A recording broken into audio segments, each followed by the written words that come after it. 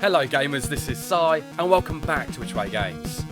What's small, fluffy, and always looking at you with judgmental eyes?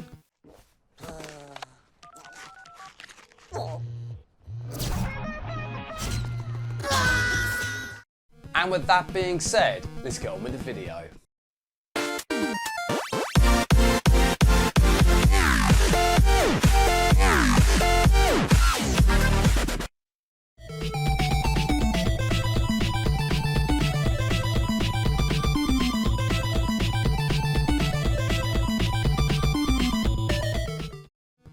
When it comes to the world of comics, there are some that have come and gone over the years. But there are also those that stood the test of time, and the world would be a strange place without them. Such as the Marvel and DC comic lines that have given the world fantastic characters. For example, the Man of Steel, the Dark Knight, and a short angry Canadian with claws, as well as a healing factor. Let's do this! Now, these two powerhouses from the comic world have inspired many other studios to create their own characters and storylines.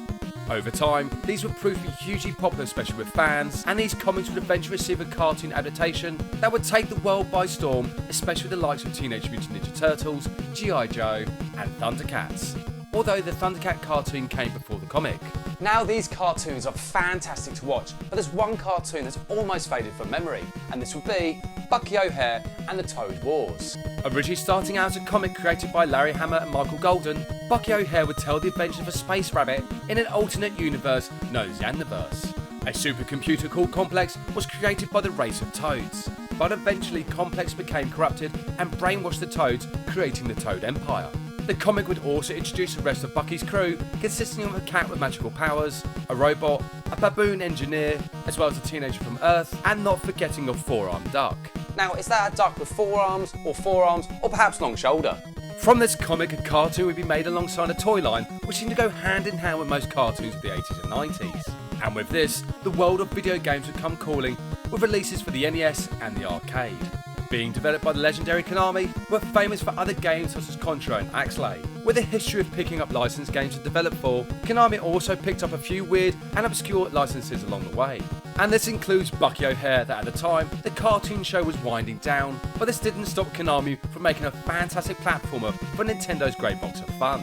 Despite the fact that the NES was on its way out, especially the Super Nintendo being released, Konami pressed on with this labour of love.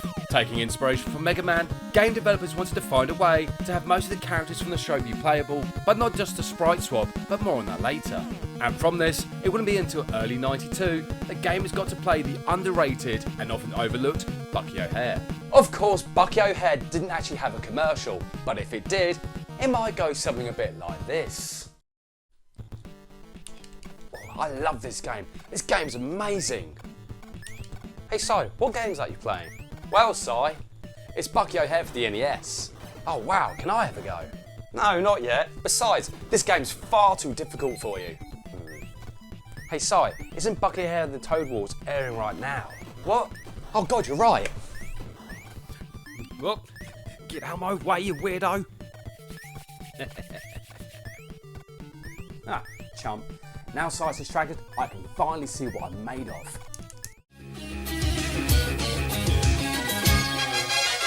In another dimension, another time and space, a parallel universe is falling on its face. When out of the chaos, who else could it be but the animal adventurers from S.P.A.C.E.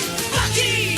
Captain Bucky O Hare! Mutants and aliens and toads beware! You're looking for adventure? Well, this is it! With Jenny, Deadeye, Blinky, and Willie to win. I said, Bucky! Captain Bucky O Hare! Hey Si, Bucky O Hare isn't showing. You alright? What an adventure! That game is in my top 10 games of all time. Glad to hear it. And remember, only for Nintendo. The story of Bucky O Hare begins with a spaceship known as the Righteous Indignation being attacked by the evil Toad Empire. In this attack, the crew of the S.P.A.C.E. are captured and scattered to 4 different planets, but luckily, Captain Bucky O Hare managed to evade capture. Now on a mission to save his crewmates and stop the Toad Empire, Bucky sets off to the first planet, but can he successfully rescue everyone? Gameplay has gamers controlling Bucky O Hare and this fun but difficult platformer that is really underrated.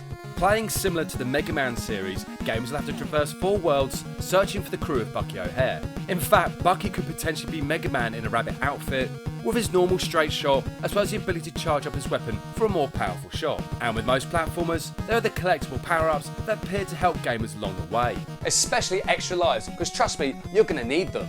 With each of the 4 worlds that games will have to traverse through, gameplay doesn't feel repeated for each stage, as they're uniquely designed. Running away from lava, riding icebergs, and dodging spikes while avoiding enemy fire will keep gamers on their toes. Now each crew member have their own quirks, such as Jenny, who is faster in attacking, Deadeye with his spread shot, and the robot Blinky, who can break rocks as well as ice. And when all crew members have been rescued, they can be selected while playing, bringing a puzzle element to this action-oriented platformer. Now 4 worlds might seem a bit short, but later on in the game, Bucky and the crew find themselves on the Toad mothership, where another 4 and even more difficult stages will appear. However, as I've just said, this game is no walk in the park. Coming back to the story, after rescuing Blinky, Jenny, Deadeye and Willie DeWitt in a long perilous journey full of danger, Captain Bucky O Hare once again has still the invasion of the Toad Empire. But this time, however, the crew, as well as himself, is captured. Somehow escaping the confines of imprisonment, Bucky proceeds through the Toad mothership, freeing his crew, before finally causing the ship's main reactor to become unstable. Now with the Toad Empire stopped for now, Captain Bucky O Hare and his crew stand ready for the next challenge. When both the NES and the arcade versions of Bucky O Hare were released, they were met with positive reviews by gamers and critics. Despite both games being different from one another, they provided some fantastic gameplay alongside some great music, while giving gamers the opportunity to relive some of the events from the comic and the cartoon show. The arcade version brought together gamers of all ages who had spent countless tokens and hours in the arcade working together to defeat the Toad Empire. Now that does remind me of the many summers that I spent in the arcade while growing up.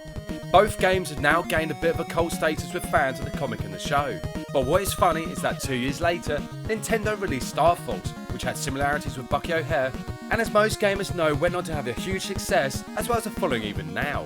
Now sadly, Bucky O Hare was cancelled after his 13 episode run, which is a shame, but I'd love to see the crew of the S.P.A.C.E. make a return in the future. Overall, both games are fun to play, each with great graphics, fantastic music, and giving gamers a challenge. Now this is most notable with the NES version, which as I've said is notoriously difficult, even going to the point of being compared to Mega Man, as I've said previously, which in itself is a legendary gaming series. Hopefully over time, and with enough interest, Captain Bucky O Hare will make a comeback, and with this, a whole new genre of games. But for now, gamers and non-gamers will have to contend with playing these fantastic games, as well as hopefully watching the cartoon show. Maybe over time, Jason the Wheeled Warriors, as well as Ulysses 31, will finally get their own games, and with it, a whole new wave of nostalgia. Before we get to the end, at the time of making this video, my good friend, Konami, the Forger of Pain, gave me a shout out on his channel, so I'm doing the same, and the channels I recommend viewing are the following: Melton the Gamer, Gamerholic, and obviously Konami himself. Anyway, come back next time with a soldier known as Cloud finds himself going against the evil corporation known as Shinra. But what connections does he have with the mysterious Sephiroth? Thank you so much for watching, and see you next game.